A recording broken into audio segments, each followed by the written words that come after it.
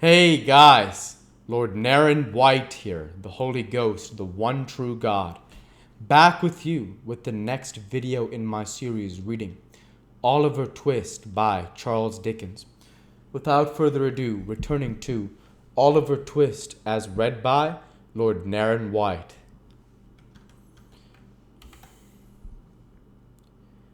I feel strongly on this subject, sir, said the irritable old gentleman, drawing off his gloves. There's always more or less orange peel on the pavement in our street, and I know it's put there by the surgeon's boy at the corner. A young woman stumbled over a bit last night and fell against my garden railings. Directly she got up, I saw her look towards her infernal red lamp with the pantomime light. "Don't go to him," I called out of the window. "He's an assassin, a man-trap." So he is, if he is not.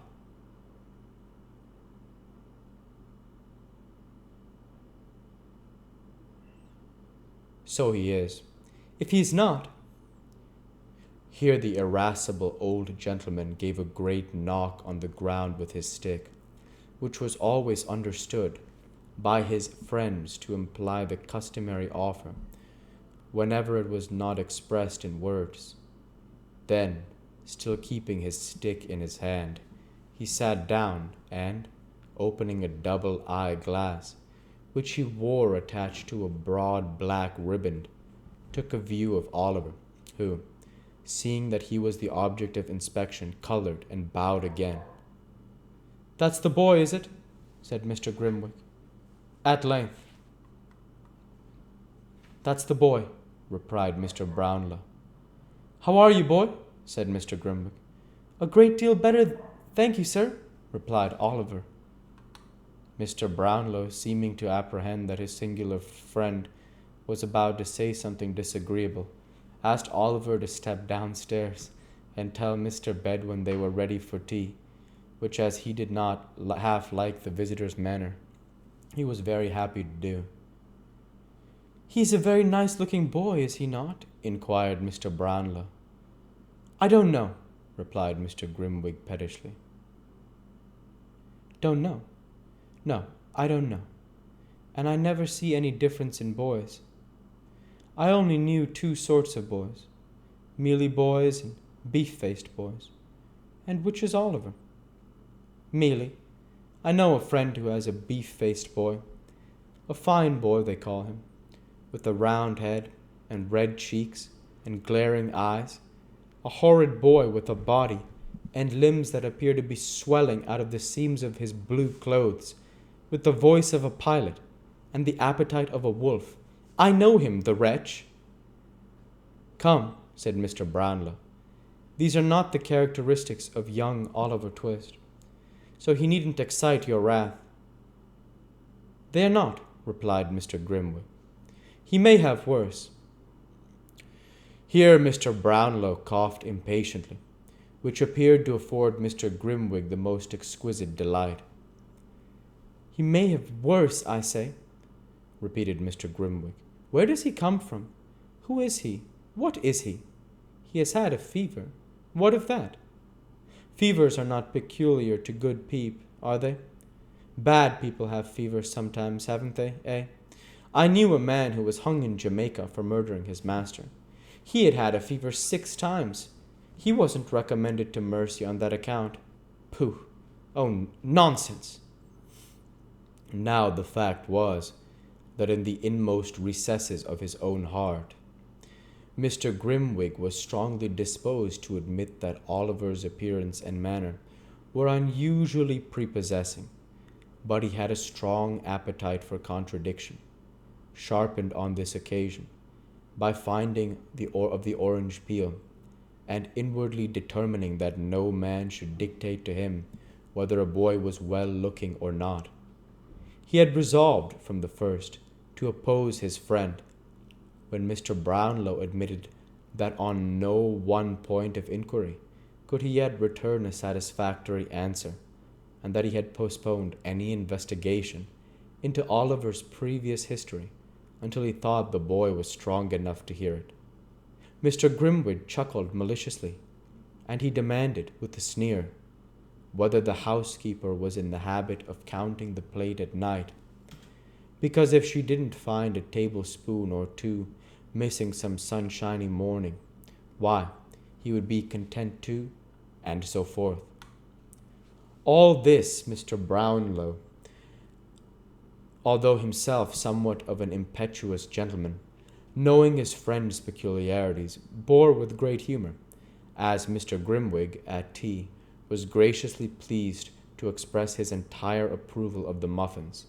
Matters went on very smoothly, and Oliver, who made one of the party, began to feel more at his ease than he had yet done in the fierce old gentleman's presence. "And when are you going to hear a full, true, and particular account of the life and adventures of Oliver Twist?" asked Grimwig of Mr. Brownlow, at the conclusion of the meal, looking sideways at Oliver as he resumed his subject. "Tomorrow morning," replied Mr. Brownlow. "I would rather he was alone with me at the time. Come up to me tomorrow morning at 10 o'clock, my dear." "Yes, sir," replied Oliver. He answered with some hesitation, because he was confused by Mr. Grimwig's looking so hard at him. "I'll tell you what," whispered the gentleman to Mr. Brownlow. "He won't come up to you tomorrow morning. I saw him hesitate. He is deceiving you, my good friend." "I'll swear he is not," replied Mr. Brownlow warmly. "If he is not," said Mr. Grimwig, "I'll—" and down went the stick. "I'll answer for that boy's truth with my life," said Mr. Brownlow, knocking the table. "And I for his falsehood with my head," rejoined Mr. Grimwig, knocking the table also. "We shall see," said Mr. Brownlow, checking his rising anger. "We will," replied Mr. Grimwig with a provoking smile. "We will." As fate would have it, Mrs. Bedwin chanced to bring in, at this moment, a small parcel of books, which Mr. Brownlow had that morning purchased of the identical bookstall keeper, who has already figured in this history. Having laid them on the table, she prepared to leave the room. "Stop the boy, Mrs. Bedwin," said Mr. Brownlow. "There is something to go back." "He has gone, sir," replied Mrs. Bedwin. "Call after him," said Mr. Brownlow. "It's particular. He is a poor man, and they are not paid for. There are some books to be taken back, too." The street door was open. Oliver ran one way, and the girl ran another, and Mrs. Bedwin stood on the step and screamed for the boy. But there was no boy in sight. Oliver and the girl returned, in a breathless state, to report that there were no tidings of him. "Dear me, I am very sorry for that," exclaimed Mr. Brownlow. "I particularly wish those books to be returned tonight." "Send Oliver with them," said Mr. Grimwig, with an ironical smile. "He will be sure to deliver them safely, you know." "Yes, do let me take them, if you please, sir," said Oliver. Oh, excuse me, this is Oliver's. "Yes, do let me take them, if you please, sir," said Oliver. "I'll run all the way, sir." The old gentleman was just going to say that Oliver should not go out on any account, when a most malicious cough from Mr. Grimwig determined that he should, and that by his prompt discharge of the commission, he should prove to him the injustice of his suspicions on this head at least. "You shall go, my dear," said the old gentleman. "The books are on a chair by my table. Fetch them down." Oliver, delighted to be of use, brought down the books under his arm in a great bustle, and waited, cap in hand, to hear what message he was to take. "You are to say," said Mr. Brownlow, glancing steadily at Grimwig, "you are to say that you have brought those books back, and that you have come to pay the £4.10 I owe him. This is a £5 note, so you will have to bring me back 10 shillings change." And we'll go ahead and stop there for this week. As usual, I want to say thank you for watching, and I hope you enjoyed. Please like, comment, and subscribe. as it greatly helps the channel. Light be with you all. Take care, and thanks again.